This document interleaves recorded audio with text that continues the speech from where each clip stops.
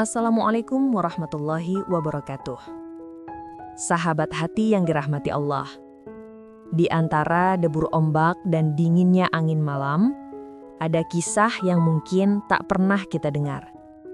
Sebuah kisah sederhana tentang seorang nelayan miskin di pesisir Oman, yang hidupnya berubah hanya karena satu doa. Doa yang lahir bukan dari lidah, tapi dari hati yang benar-benar pasrah. Malam ini, mari kita renungi bersama. Doa di tengah laut, kisah nelayan yang ditemani malaikat. Semoga cerita ini mengetuk hati kita, agar tak pernah berhenti berharap pada Allah, meski di tengah gelombang kehidupan yang tak menentu. Sahabat yang dirahmati Allah, kadang kita baru benar-benar menemukan Allah. Bukan di tengah keramaian, tapi di antara ombak dan kesepian. Inilah kisah seorang nelayan dari pesisir Oman, yang suatu malam terombang-ambing di tengah laut, tanpa siapapun di sisinya, kecuali doa dan malaikat yang diutus Allah untuk menenangkannya. Tahun itu, sekitar tahun 835 Masehi, di sebuah desa nelayan kecil bernama Kolhat di pantai timur Oman. Laut Arab membentang biru keparakan, dan setiap pagi, perahu-perahu kayu berangkat menembus ombak. Di antara mereka, ada seorang nelayan bernama Hamad bin Salim. Ia bukan orang terkenal, tapi dikenal karena satu hal. Ia tak pernah meninggalkan salat subuh meski badai mengguncang. Hamad hidup sederhana. Istrinya, Maryam, menjual ikan di pasar. Dan setiap malam, mereka berdoa bersama. Ya Allah, cukupkan kami dengan rezeki yang halal dan lindungi kami dari sombong hati. Suatu malam, angin berembus lebih kencang dari biasanya. Langit gelap, bintang lenyap, dan suara petir memantul di permukaan laut. Namun, Hamad tetap berangkat. Ia berkata pada istrinya, "Rezeki Allah luas. Jangan takut. Aku hanya ingin memberi makan keluarga kita." Maria memeluknya erat, seolah hatinya tahu, malam itu bukan malam biasa. Ketika perahunya sudah jauh dari daratan, angin berbalik menjadi badai.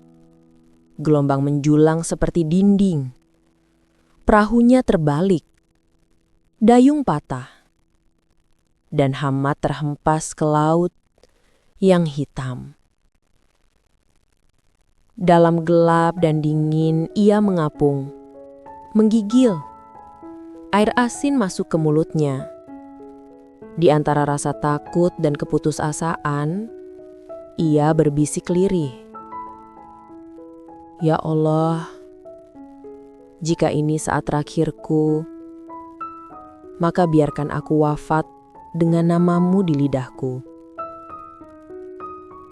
Tiba-tiba, ombak mereda. Langit tetap gelap, tapi ada cahaya lembut turun ke permukaan air. Seorang lelaki berjubah putih muncul di sampingnya. Wajahnya tak tampak jelas, tapi suaranya lembut seperti angin dari surga. Hamad, jangan takut. Allah belum memanggilmu. Peganglah dayung ini. Hamad memegangnya. Anehnya, dayung itu kering. Dan setiap kali ia mendayung, ombak di depannya terbelah lembut, seperti laut memberi jalan. Hamad menatap lelaki itu dengan gemetar. "Siapa engkau? Mengapa menolongku?" Lelaki itu tersenyum. "Aku diperintah untuk menemani orang yang berdoa di antara ombak dengan keyakinan penuh."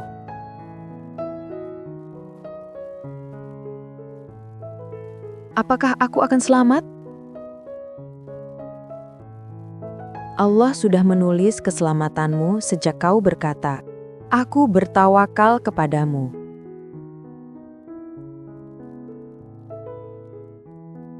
Lalu sosok itu menghilang.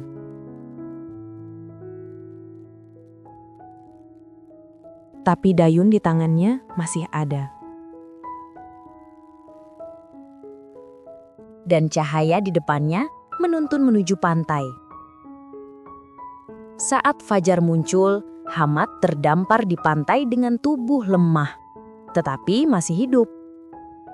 Orang-orang menemukannya dan membawanya pulang.